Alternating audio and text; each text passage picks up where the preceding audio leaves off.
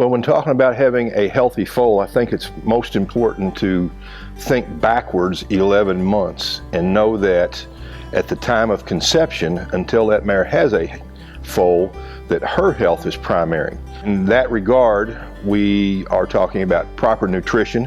This mare needs to have the best quality grain and either pasture or hay that's available. She also needs to have vaccinations, and we need to talk about deworming and parasite control in these mares. And if you accomplish all three of those things, then hopefully 11 months later, from the time of conception, you will have a healthy foal. When a foal is being born, we're looking for a proper presentation of the front legs and head. And by that I mean have two front legs and a head positioned between those two front legs. From there, it's usually a very simple process to deliver a foal. Mare will lay down more often than not, and then as a manager here, our job is to assist that mare. I don't like to interfere too much, but we do like to assist that mare. From the time you see a mare break water and you have a presentation of those front feet and head, that foal is usually born in 5 or 10 minutes or less. The typical mare will foal at night, so we have 24-hour supervision.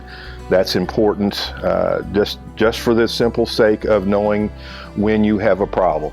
Otherwise, we try to stay out of that mare's way and let her have the foal. The foal, when he is born, has no immunity. He receives his immune response through nursing that mare early on, and the colostrum of that mare provides the antibodies that foal needs to ward off any infectious processes. So we vaccinate for 5 or 6 things here on the farm. We kind of super immunize that mare so that when that foal nurses, he is immunized as well. We have the veterinarian here to check the foal as soon as he's born. Usually within the first 12 to 24 hours, the veterinarian's here. One of the things that we primarily look for is to make sure the foal has no broken ribs.